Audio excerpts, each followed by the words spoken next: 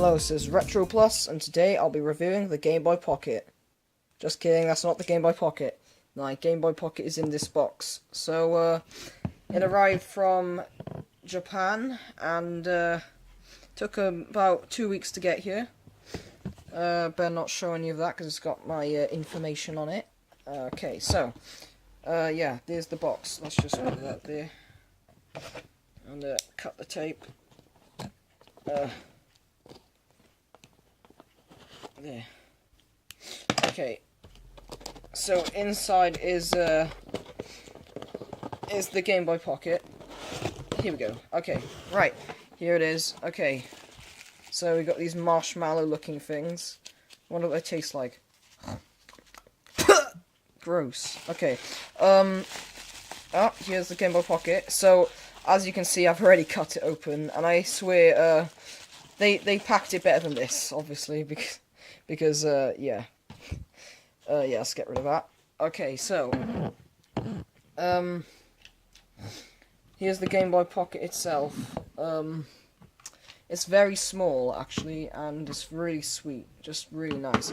I've got a comparison next to the GB Boy Color, which is a well-known, oh crap, it's a well-known, the colour shows differently in the video. That looks like a light pea green, but in real life it's more like a forest green. It's basically around the same size, and yeah, and obviously the screen is better. If I turn these on here, you can tell that's the Game Boy Pocket screen. That's the GB Boy Color screen. So yeah, no comparison there. But yeah, the Game Boy Pocket is just a really nice. It's a really nice unit, really. It's nice and small, fits in your pocket, you can play it. So if I can find a way to prop up the camera here, I'm just going to use the box that I had. So just empty all the stuff out of it. Here we go, okay. So, there. Okay, so we got the actual screen here. So it's very reflective, so I've got this floodlight. Oh my god, it's so bright. Okay. So, yeah, that'll work. That looks like it'll work good. Okay, let's put that there. And hope nothing, like, goes wrong. Okay, so let's just turn it off. So, the back is in good condition. I got the sticker on it. I've put some 2 AAA batteries. I got a USB plug for it as well, which goes into that tiny bit there. Okay, so I've got a game here. What's this? Oh, this is a cool game. It's like a multi-card. Well, it's got a sticker over it, but it's basically like a collection of free games from Konami, and it's actually a really good collection of games. It's Gradius.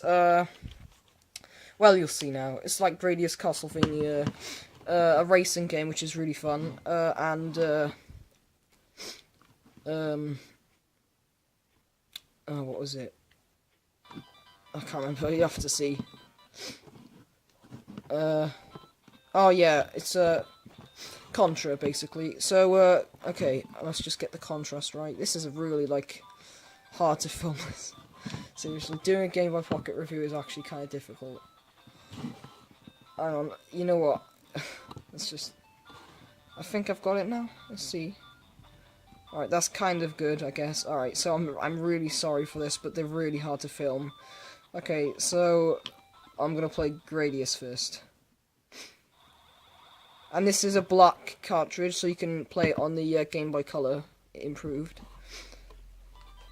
Some things are improved, like the color, and some of the graphics. But no, on this game it seems to be all the graphics look about the same. And I've noticed the game does run slightly slower on the original, because the Game Boy Color is twice as powerful as the original Pocket and DMG.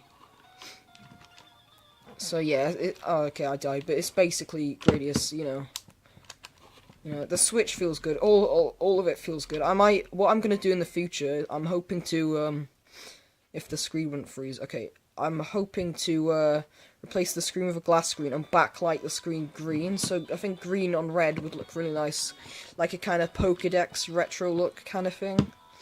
I've got Pokemon for it, but it's not in my hands right now. I got those 3 games to show at the moment. Alright, so yeah. This is a really cool game, though. Okay, we'll do Castlevania next until I die, basically. Okay. I wish I could, like, get a better view of this, but it's really hard to. Alright, that's a bit better. I mean, it's really hard for me to film this. Let's just focus on the screen there. There you go. Okay, and the ghosting is actually, it's a lot better to see in real life, to be honest. It looks a lot more clear. But not much more clear. And there's not much ghosting at all, so not as much as the original. The original DMG brick Game Boy, the grey one with the green puke screen, was very, very, like, bad with ghosting. Really bad. Not quite as bad as that, as the, have you ever seen, like, the, if you've ever seen the Game Boy Pocket bootleg, which is like a, it's called the GB color. Instead of the GB Boy color, which is actually a fantastic, handheld bootleg of the Game Boy, the GB Boy, just the GB Boy, is basically this, but with worse ghosting, and the games are sped up just to add insult to injury. And it costs about £15, and I only paid about, like, £19 for this, with about £2 postage. Oh, it's frozen. That wasn't the Game Boy, by the way, that was the, camera that I'm using. It sometimes glitches up, sometimes. That's kind of irritating, but whatever. I'm just going to end this. Yeah, come on. There you go. Alright, so I'll go on to the next game quickly. Okay. Alright. Okay, so, yeah, I mean, the Game Boy Pocket is quite nifty. You've probably seen Contra before on the Game Boy, so, you know, I've already shown it in one of my previous videos for the GB Boy Color review. But yeah, of course, you've probably seen it before, so I don't need to show that. I'm just going to do a, showcase of, Konami Racing on the GB Boy, I mean, Game Boy Pocket. Not, GB Boy, because that's the awful one that I just mentioned. Alright, Konami Racing is really good. It's really fun. It's actually really, it's nearly like RC Pro-Am, kind of. But RC Pro-Am is, like, much faster. It's definitely, RC Pro-Am is more, like, is definitely my, favourite Game Boy game of all time, because it's, like, really fun. It's hard to play through the, viewfinder. It looks better in real life. Obviously, because the camera doesn't do it justice. If I, like, I could have zoomed in, but, I mean, this is, like, a really tricky setup. Anyway, yeah, it's a really fun game, that one. It's kind of tight in there. Right, what should we do? I got, Race Days, which is, like, a 3D racing game. Let's do that for fun. It's quite funny. It's like a first-person racing game. Right, let's see if I can get a zoom in on the screen. I can't really move the... Okay, oh, God.